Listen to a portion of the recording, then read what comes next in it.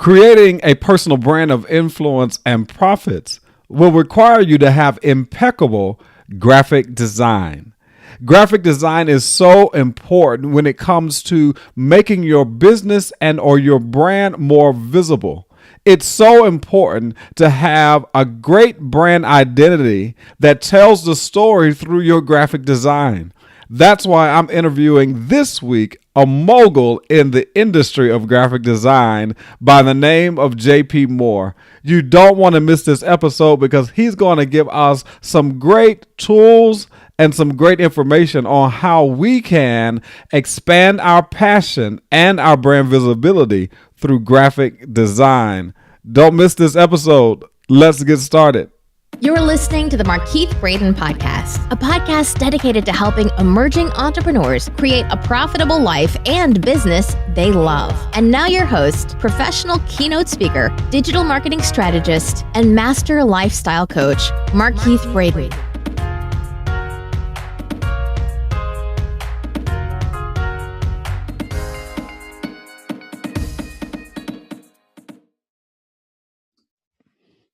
JP, I want to thank you for joining me today for the Markeith Braden Podcast. I'm always excited to have new people on the podcast who I think are doing great things in the world and really showing up in their passionate areas. So I'm just going to introduce you briefly with the bio that you submitted to me, and then I'm going to let you kind of tell us a little bit more about yourself, even share some things that we just would not know because it's not in your bio, but it makes you be the person that you are in the world. And so JP Moore is the founder and creative director of JP Designs Art, one of the fastest rising graphic design firms in the country. With a sharp conceptual eye and a flair for dynamic visual communication, Moore built JP Designs Art into a full-service company in less than a decade. The company offers web design, logos, branding, illustration, photography, videography, CD packaging, and the list goes on and on and on. But what we did was we wanted to theme today's show based on JP's motto for 2018, and that motto is expand your passion. So, JP, welcome again to the Markeith Braden Podcast. Thank you. I'm so excited to be interviewing you. Your design, your Instagram, all of your social media stuff that I've seen is always on point. And so I said I had to have you on my podcast to talk about design, talk about branding, and really kind of give some insight to some of us who really need kind of like a fix my brand type situation. Awesome. So tell us a little bit more about yourself so that we can kind of get into your life. Yeah, absolutely. Thank you so much, Markeith, for having me. I'm just honored. I was blown away by your video, the invitation to have me to be a part. So awesome. Thank you for this opportunity. My name is John Paul Moore. It's hyphenated. So it's John Paul. I have no middle name. So it's John Paul Moore. Yeah. But everybody calls me JP, and hence JP Designs Art being the brand. I'm a native of Oceanside, California, Southern California boy. My father was a preacher. I'm a PK. They say we're the worst, but I think we're the most creative when it comes to figuring out just really how to make things happen. I was on the usher board. I was directing the choir. I was in the youth group. No matter what avenue we had at the church, JP had to be active. I had to be doing something Monday, Tuesday, Wednesday, Friday, and Sunday. So I think that kind of has really been instilled in me to take initiative and to outwork everybody, as well as to expand my passion in this year, 2018. So that's a little bit about JP. I started off working for iZod. It's a retail brand. I worked in the retail stores in the outlet mall in Carlsbad. And I moved from Chula Vista to Chula Vista, California, and opened up a full retail store there. And it was no traffic. Like, we might have one customer a week, possibly, if that much. So I had a full staff. And it was mainly because it was a new mall and not a lot of people hadn't really got the word out about it yet. But I made a music video about the store. In my spare time, I was just really bored and decided, you know what, hey, come on, let's just have some fun, fold up some clothes, make a music video. And it turned out to be a hit. I gave it to my staff as gifts. I said, you know what, let me mail a few copies to the president of the company just for kicks. Not thinking anything was going to become of it. And a couple of weeks go by and I get a phone call at the store, and it's the president of IZOD. And she says, listen, I had a 2-hour presentation to do. I had 10 minutes to fill. I didn't know what I was going to do. And I remembered I had your video. I put it on and it was a hit. We need you in the corporate office. And that really became my launching pad into the world of graphic design and branding. They moved me to New Jersey, sent me to a 2-day crash course in Photoshop and Illustrator. And I went from hanging the signs in the stores to designing the signs for over 130 stores around the world, wow. Literally overnight. So that's really where I got that passion for graphic design, branding, and marketing. And I stayed with them for 7 years before I decided to branch off and start JP Designs Art full time. That was in December. It was on December 20th, 2010. And by January 1st, 2011, I had over 50 clients. And that was thanks to Facebook and Instagram, and at that time, MySpace, you know. Right. So it really helped me grow my business through social media. So that's a quick crash course in who JP is and how I got started in the business. I mean, and it was good too, because you kind of revealed the impact of what seizing the opportunity can do for you as well, because, you know, you use your creative ability to kind of, you know, fill some space that was unfilled. Absolutely. And that creativity created opportunity for you. And then it's also interesting that you mentioned 2010 was kind of the beginning of that transition, because it was the beginning of transition for me, because I was laid off my job April of 2010. And that kind of what was the impetus for me to kind of step into my passion and expand my passion. So let's talk a little bit about that real quick. You know, why expand your passion in 2018? How did that come about? In 2013, I lost a very dear friend of mine, dear to my heart. And it was to the point where I didn't want to get up in the morning. I didn't want to work. I didn't feel creative. And I was laying there on the sofa one night, and there was an actress. She was taking a tour of her final burying grounds with her husband. She was dying of cancer, and he was just bawling and crying. You know, it was such a difficult experience for him. And she said, you know, she had very much a piece about her. She said, you know, I want you to cry, I want you to mourn, but then I want you to thrive. And that struck a chord in me, that thrive, you know. And so from that point on, that woke me up, you know, and I began to thrive in my business, thrive in my personal life, thrive with my family. And so from that grew Maximize Your Genius. And I really wanted to expand my knowledge of graphic design and branding. So I was taking tutorials and signing up for more classes and building my network and finding a mentor that could help me cultivate my gift. And from there, went from maximizing my genius to expanding my passion.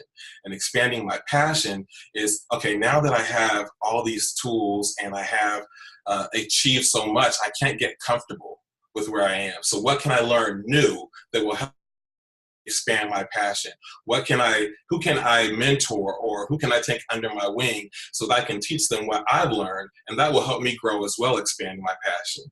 One of the things that I started doing more of is t-shirts, t-shirt design. So like I'm rocking the Outwork Everybody t-shirt right now. This is a part of me expanding my passion. I have a heart for ministry, so I've also been working with more faith-based churches to help them cultivate their gifts and build their brand and reach the world through their ministries. And that is all part of incorporating, expanding my passion. So it's intentional of not being comfortable with the success that you have, but seeing how can you continue to grow that through expanding your passion, breaking down some of those walls. My pastor growing up used to say, you can't get comfort corrupted. Comfort corrupted means, you know, you're in your chill mode and you're comfortable there. You don't want to get there and be able to grow. So breaking that mold, breaking down that wall, expand your passion. That's good. I posted this morning for one of my clients. I actually have a couple of churches that I do their social media management, and the message that one of the pastors had a quote that I posted was that you cannot change that in which you're comfortable in. Right. And so the more comfortable you become, the more difficult it is to change a situation, to make a shift, to make a transition. And so comfort really is the enemy of progress. And so we've really got to find situations and experiences that really make us uncomfortable so that we can really maximize and really expand our passion, as you were talking about. And so why is passion so important to business, or is passion important to having a successful business? Absolutely. It's important because you don't want to, again, become comfort corrupted or just get in cruise control with the level of success that you're attaining or your reach. You want to be able to broaden that reach. So being passionate and being able to grow that passion, for me as an artist, I'm trying to tap into every market that I can in Atlanta. If there are events going on in the music industry, I want to get to these events. I want to be able to network. I want to see what's growing or developing. I'm trying to get to as many conferences as I can to broaden my vision, what the possibilities are, which also will help you better serve your customers. They want a service provider that's on the cutting edge of things, that's innovative. So if you want to expand your passion and grow that business and help your clients to grow theirs as well, you want to be able to tap into the inspiration that's out there. There's art everywhere, from just cruising through Atlanta and you see murals and graffiti and some of the monuments that they're erecting, or even just the skyline, how everybody's moving to Atlanta. So you're seeing high rises popping up left and right. But just imagine what it's going to be like 10 years from now. How can you be ahead of that game to be able to open up more avenues for people that are moving to Atlanta or tap into that market as it's growing and grow with it? You got to keep expanding your passion. You got to be passionate about it. That's good. And so how have you really began to keep a flow of clients coming through your business? Because one of the things that I know that many people struggle with, especially brand new entrepreneurs, is really learning the art or the strategy behind attracting and engaging new clients in their business so that they are continually growing and scaling. So how have you been able to do that? Absolutely. When I first started JP Designs Art, I mentioned I had about 5 clients December 20th. And by January 1st, I was at 50.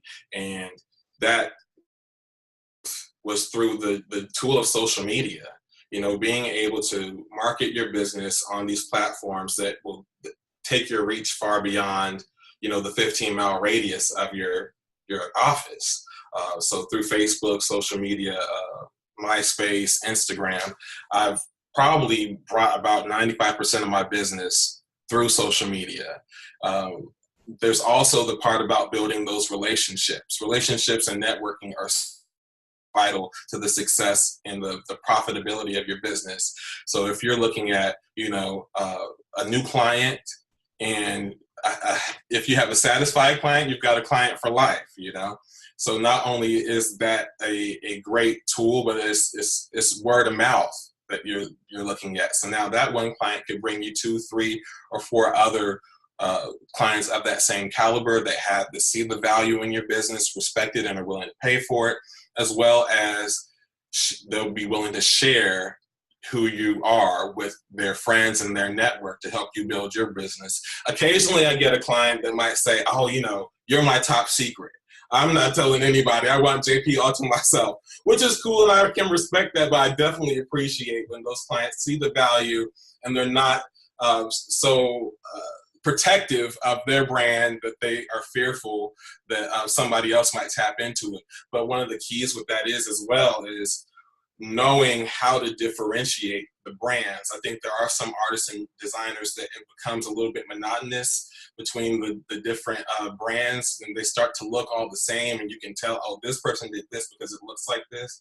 So I try to be very intentional in growing my brand to make certain that there are distinctive looks, whether it be color palettes, whether it be fonts, whether it be some of the way the images are photographed. just key details to really create a distinctive difference between. I know I'm like going on a super tangent. No, Right you're good. You're good, because it leads me into, a new question, and this may be a question specifically towards those who are designers, graphic artists, people who are in your industry. How do you maintain relevancy as a graphic artist, as one who is in design, when today you can go on Fiverr, you can go on Upwork, even I have an account with Design Pickle where I get unlimited design through Design Pickle for a certain amount a month. How do you remain relevant as a graphic artist in the States, charging what you charge when people can kind of go out and use some of these other services? Yeah, I believe it's really about the experience. And I'm not for sure, I'm not too versed when it comes to Design Pickle, but I am familiar with Fiverr. And my understanding is a lot of times with those designers, there's a language barrier sometimes, and the communication isn't quite as easy and smooth flowing as it is. But what I love about what I do is I'm able to tap into that vision. And part of that is a ministry gift when I'm working with faith-based organizations. But I think I also apply that same anointing, if you will, when I'm working with mainstream artists as well. It's being able to digest their vision and bring it to life and see more of the opportunity that they might not have even seen before, to kind of elevate that vision and take it to the next level. So you don't always get that with Fiverr or with Design Pickle. Even with them, they're only going to give you what you're paying for. But with JP Designs Art, I'm able to connect with the client's vision and say, okay, you know what? Although you only asked for a flyer, there's opportunity here on Instagram to do an Insta story design. There's opportunity here to create a motion graphic that will get you more visibility than just a still graphic on social media. And these are the things that don't come naturally or aren't a part of the package with the everyday designers. But with JP Designs Art, we really try to tap into your vision and see how we can elevate that, layer on more marketing strategies to help you tap into your target market for you to reach your goal or even exceed it. So over delivering pretty much on the opportunity. I Yes. come to you for, hey, I need a Facebook banner, I need a Twitter banner, but yet you're able to come back after having the opportunity to speak with the client and helping them to kind of come up with a strategy for their brand. You're able to over deliver on some things that you may see Absolutely that somebody else may not be able to see. So that's really right. It's that big picture. You Right. want to show them the big picture. So it's easy to get into the, hey, I just need a flyer mode. But you need more than a flyer if you really want to make a major impact. Why does that make a difference in anybody's business, in providing opportunity that's beyond what the client comes for? Absolutely. That's their opportunity to connect with you as the service provider, to build that relationship. So they're going to come back to you time and time again, knowing JP Designs Art has my best interest at heart.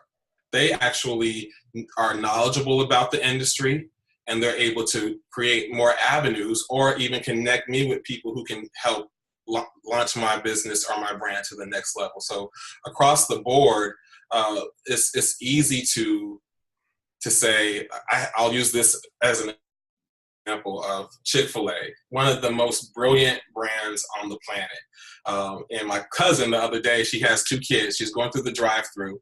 She placed orders for themselves and herself as well. And she didn't check her bag when she left the drive-through. She got home, checked the bag, and realized, oh, the kids' meals aren't in here. She calls up Chick-fil-A. She says, hey, I'm on my way back to get my kids' orders. You guys left them out the bag. They said, don't worry. We don't want to inconvenience you. We'll come to you. Just let us know what the address is. It's those little things that take that next level and create that brand connection. And that's what you really want to develop, is a brand connection between yourself and the clientele. That they're not just a client, they're not just passing through, but you actually care. Hence, my phone number is JP cares. There's always an opportunity to connect with your brand, to connect your brand with your consumer. You're building that brand awareness and that brand connection that becomes a lifelong relationship. Sometimes it's just the small things that make all the difference for a client and for your business. Absolutely.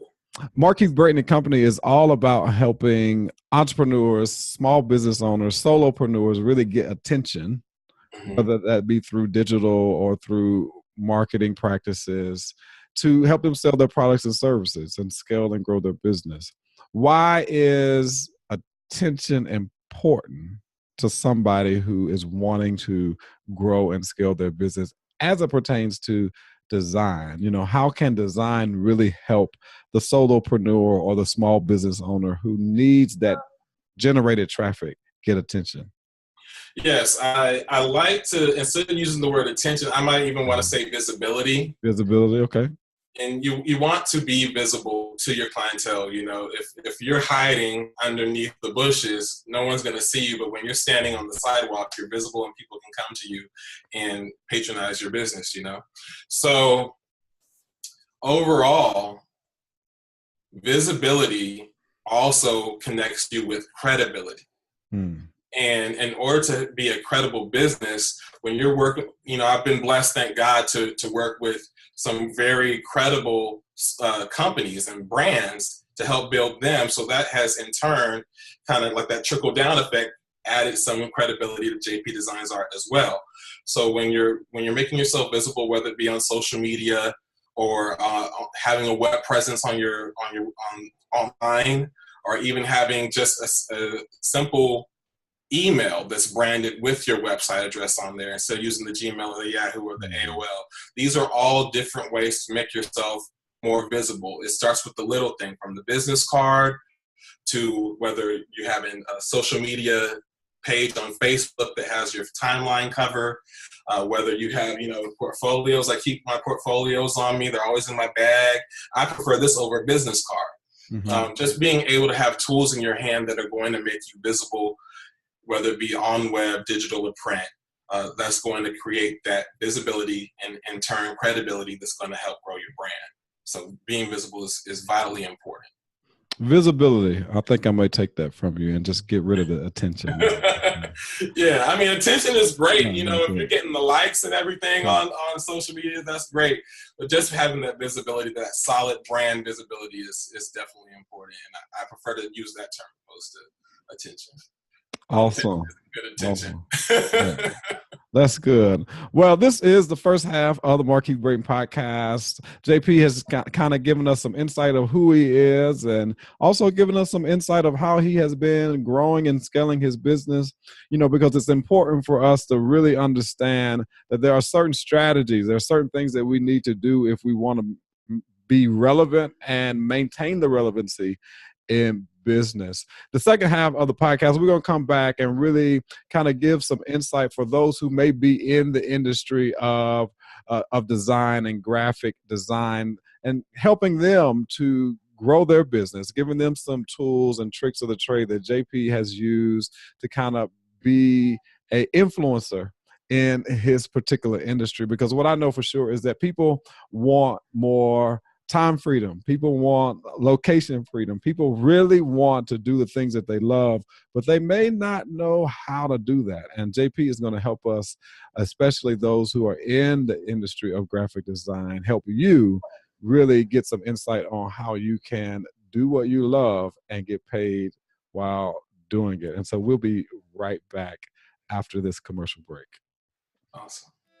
At the end of the day, we all want to live successful and impactful lives.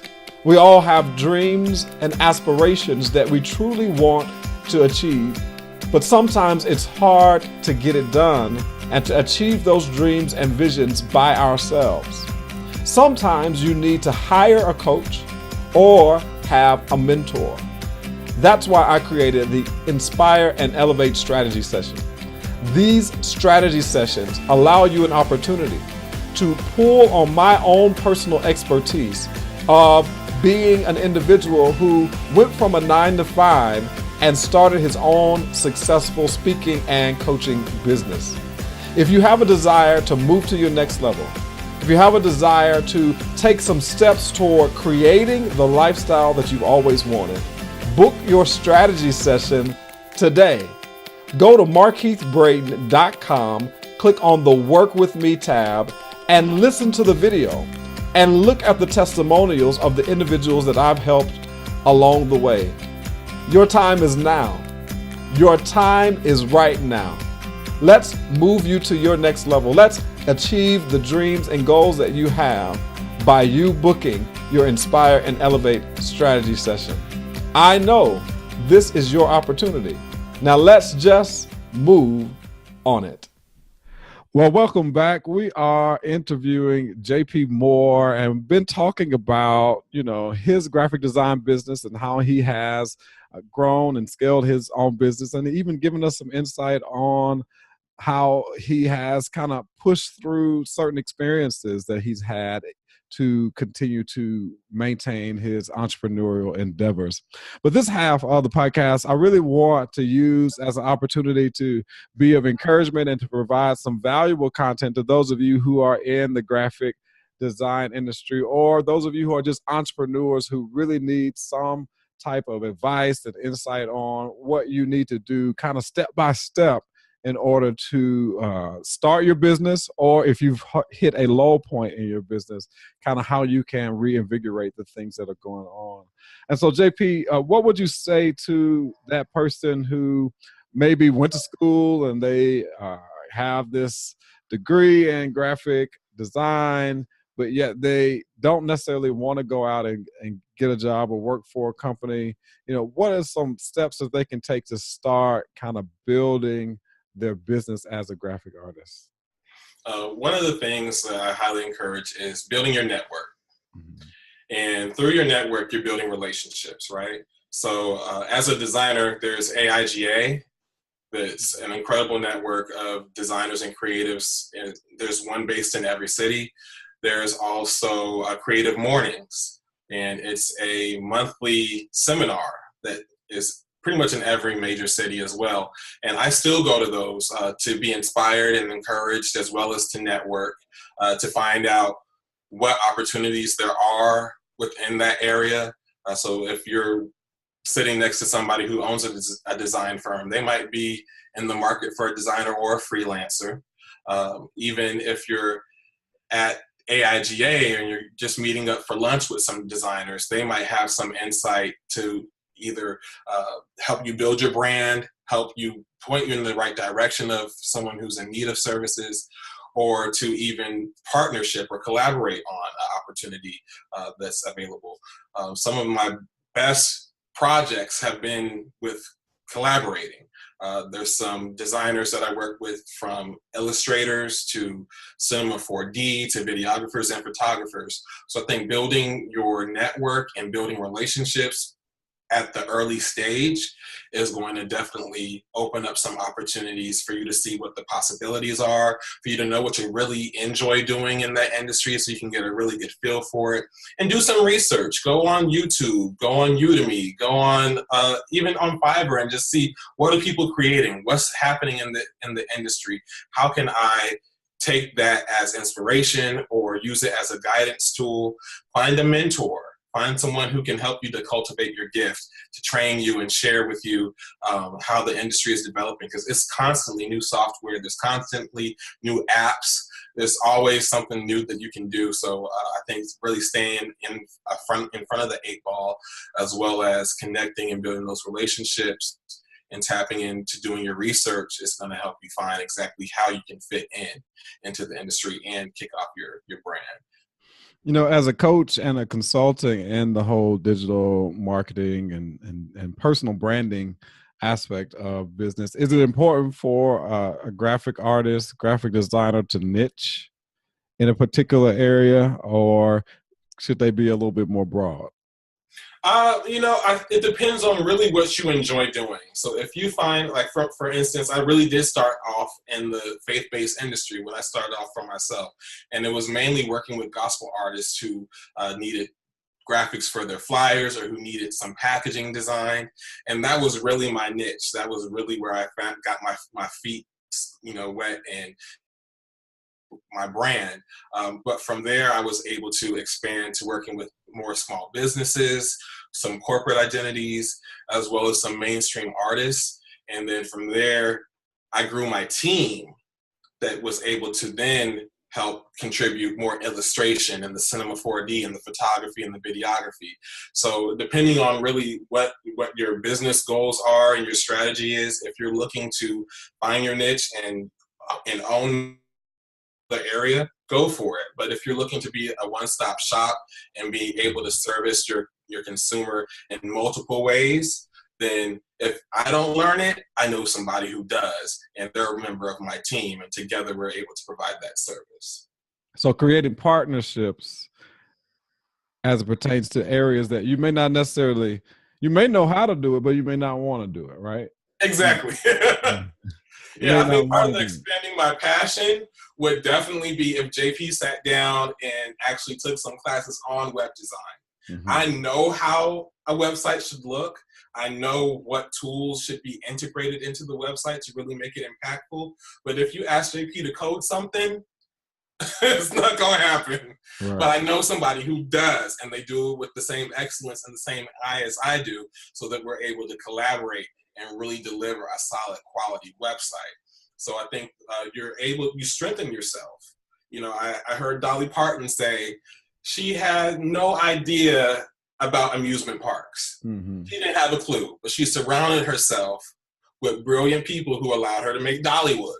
And it's one of the most successful amusement parks here in the Bible Belt. So it's something to definitely consider, your strengths and your weaknesses, and if where I'm weak, who can make me stronger? That's the collaboration. Now Dolly had the money too. Listen, okay. The key thing was that Dolly had the money, and so I just could pay people to think for me.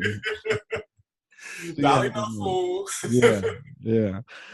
So as it pertains to growing your business, because you said you started out with gospel artists in the faith-based industry. How did you start getting them though?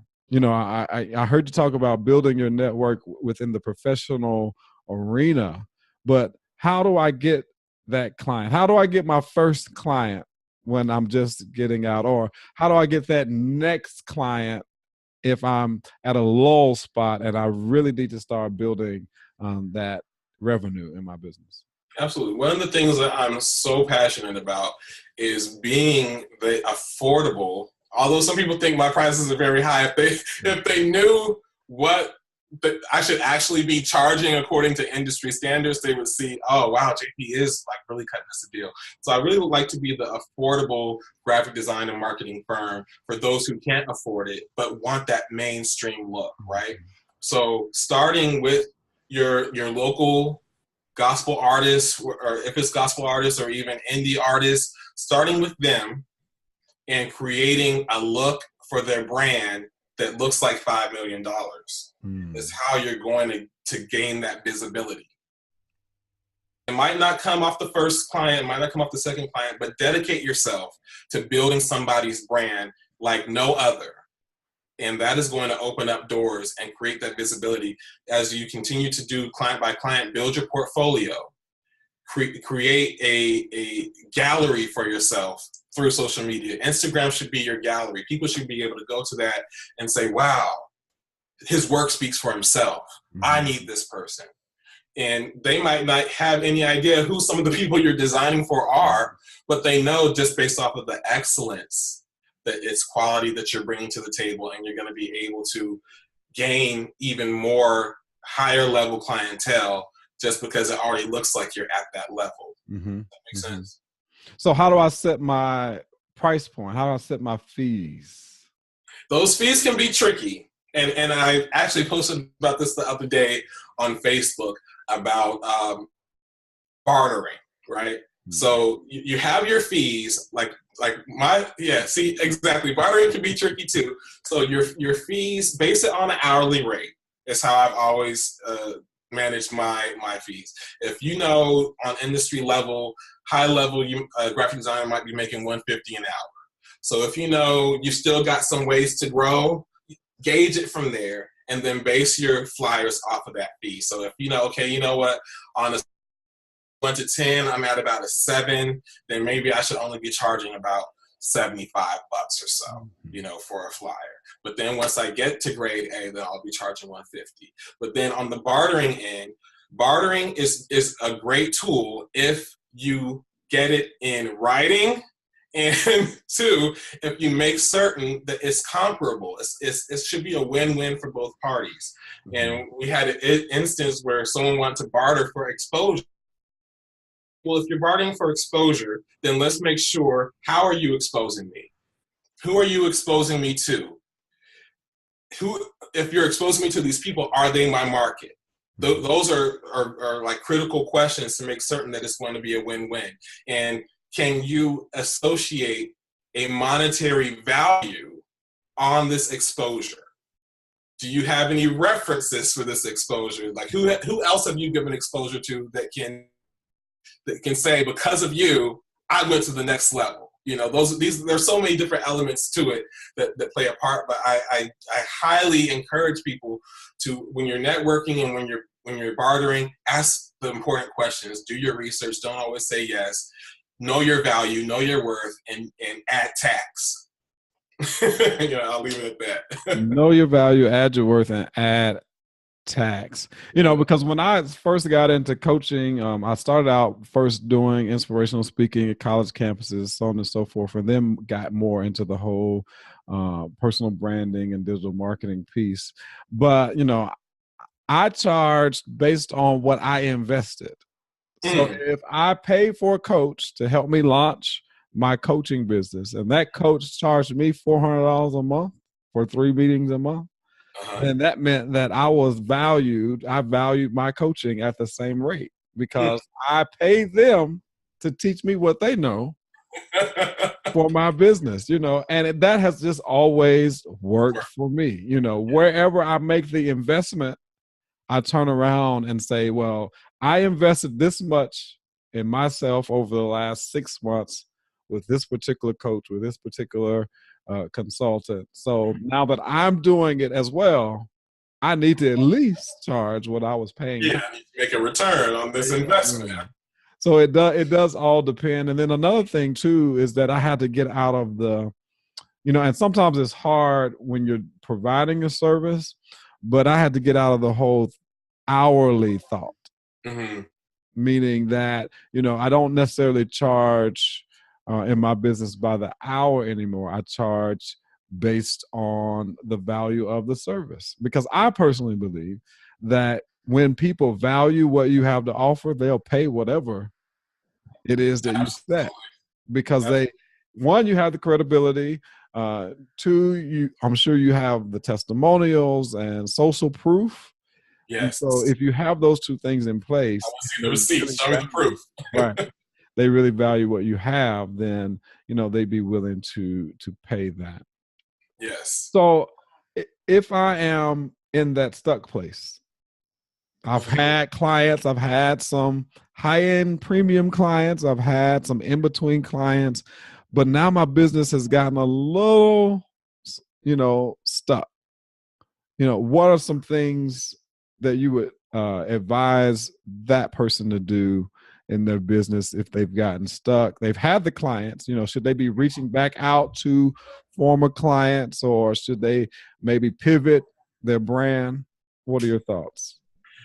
That goes right back to expand your passion.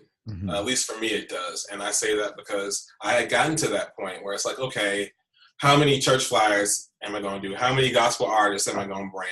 I need something new. Learn something new. Challenge yourself. Push yourself to that next level.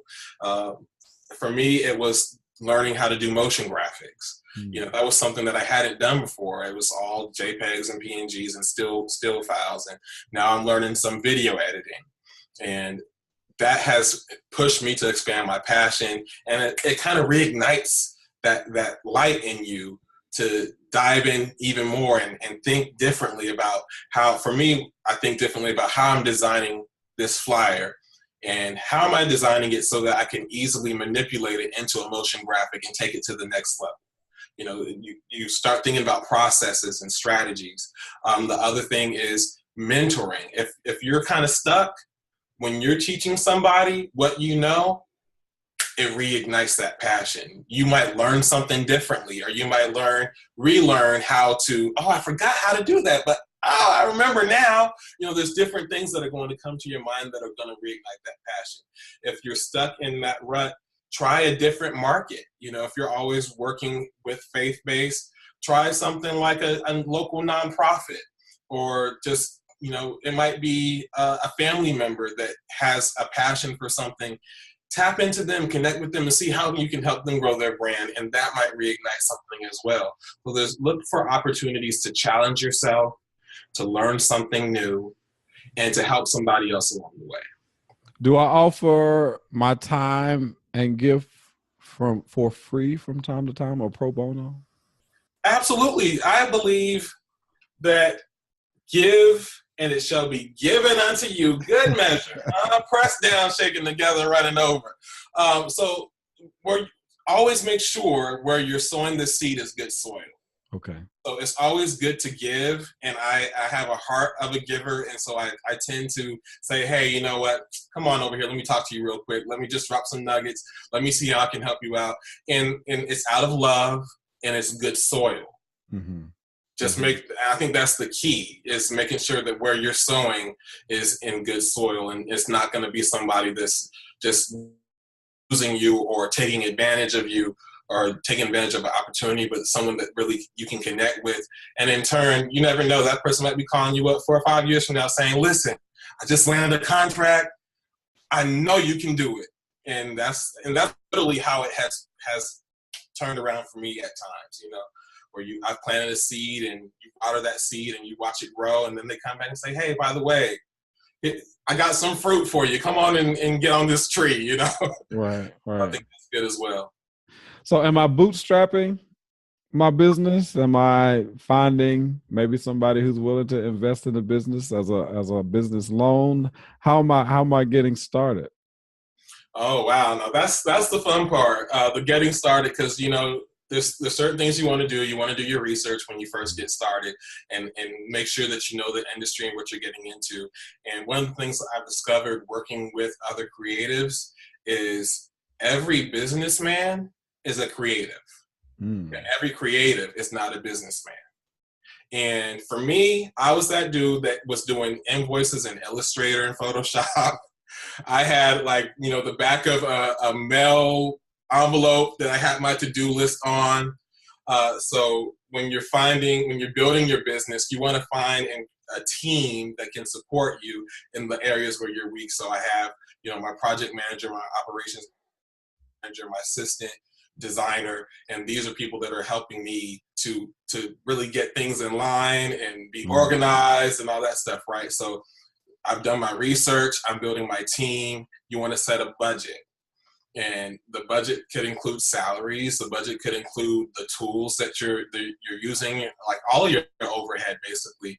So if you know it's going to cost X amount of dollars for you to operate, and you're able to put together a business plan and a proposal to get some investors on board, by all means, go for it. But sometimes it's really a month by month, taking everything that you're profiting and putting it right back into your business, saving X amount of dollars to set aside for a rainy day or for some new equipment. There's also loans and grants that are out there that are available that you can tap into.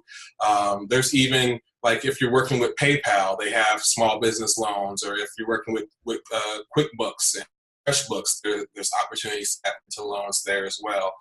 So there's always the reason not to move forward because, I don't have the money, or I don't have the budget right now. But that's your time to plan, your time to save, your time to strategize, and an opportunity to barter as well. Those are definitely ways to open up doors and avenues that money isn't present to buy. Good stuff, man. So you've had some great advice to be helpful to those who are just getting started or who've gotten stuck. And so, I appreciate you sharing your insight on how you have maintained a sustainable and profitable business. So how do you stay inspired, JP? Oh, I would say my number one inspiration, or when I'm most inspired, is traveling. I get out, and whether it be domestic travel or international, I try to see as much as I can. There's a great big world out there. Sometimes I might go to Vegas, and I don't leave the room in Vegas. I'm literally sitting in the window looking at the strip. And that alone is like inspiring in itself. You're seeing all the lights and the graphics and the people walking, people watching. That's inspiration. Sometimes I'll go for a walk through the mall and I'll examine. Okay, let's see what Express has in their windows. What is Victoria's Secret doing this week?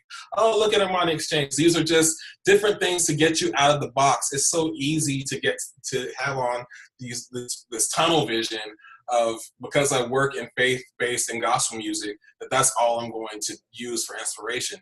No, go to the Nike website. Even if you can't get out, go online and just take a little trip yourself. Go to Armani, go to Adidas, go to Nike, go to their websites and see what are they creating, what's on the cutting edge, what's new and innovative. How can I take it to the next level, or how can I take this, apply it to what some of my clients are doing now?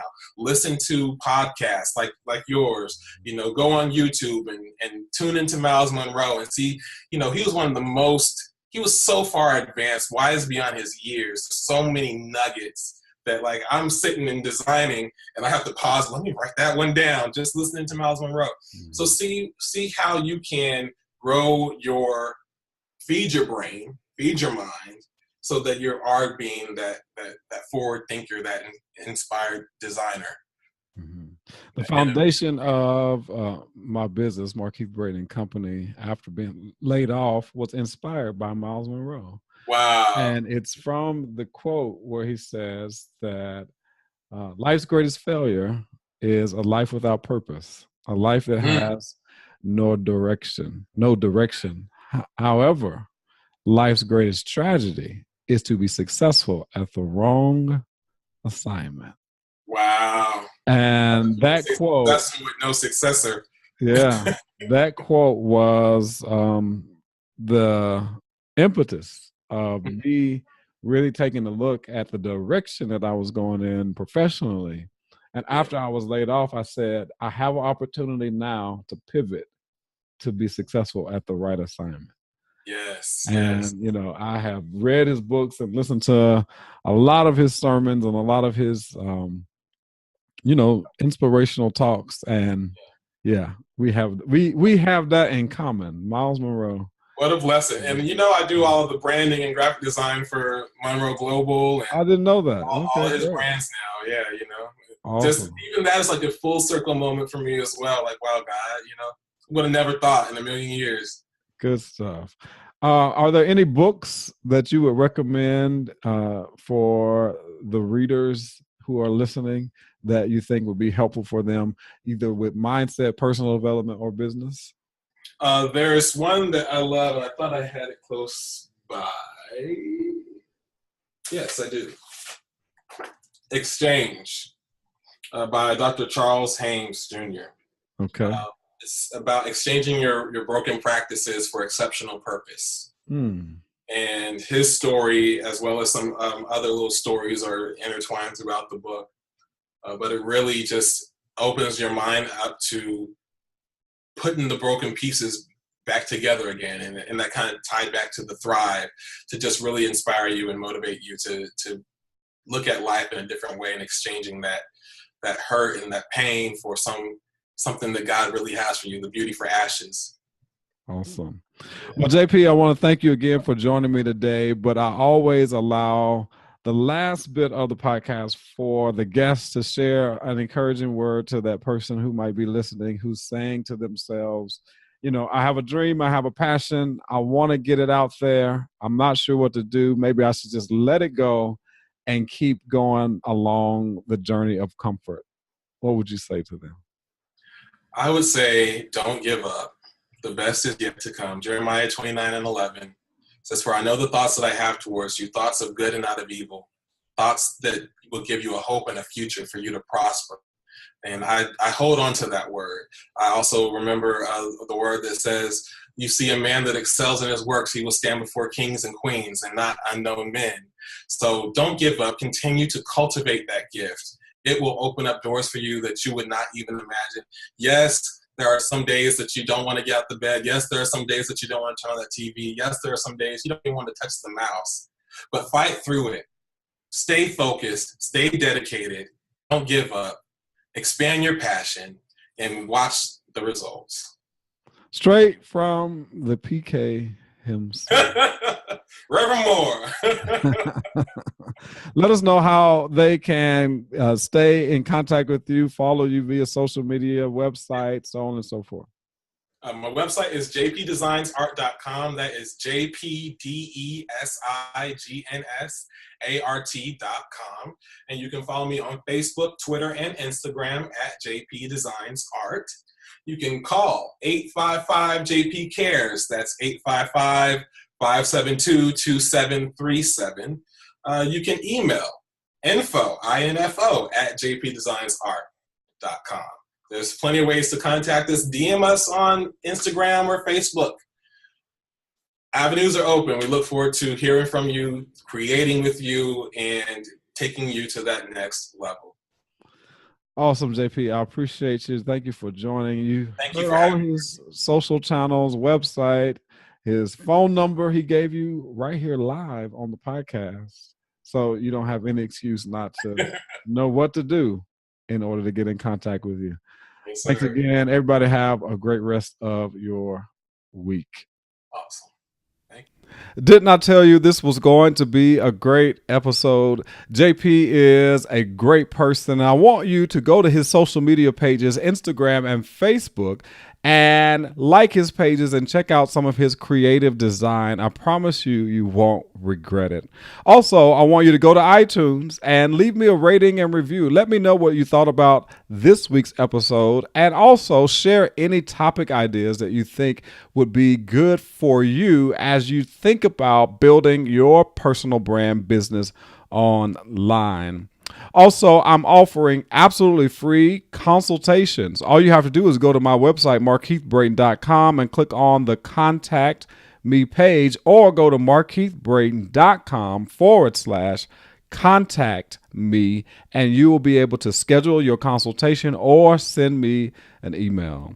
Each and every week, I'm always excited to be sharing these episodes, and I really hope that you're gaining great value and great information so that you can expand your passion, expand your brand, launch out into the deep waters of entrepreneurship, and build that business that you truly love. That's what I'm all about, helping entrepreneurs to build online-based businesses that are profitable and sustainable so that they can do the things that they truly love in the world. I built this business on a quote by the late Dr. Miles Monroe, and it simply says this, that life's greatest tragedy is to be successful at the wrong assignment. I'm all about helping you be successful at the right assignment and helping you to look good digitally so that that assignment will be world renowned. I hope you have a great rest of your week. Just remember this, always shoot for the top, because it's the bottom that's overcrowded. Take care. Thanks for listening to the Markeith Brayton podcast at markeithbrayton.com. If you've not subscribed to the podcast via iTunes, subscribe today and be sure to leave Markeith a rating and review of today's episode. Just remember this, always shoot for the top, because it's the bottom that's overcrowded.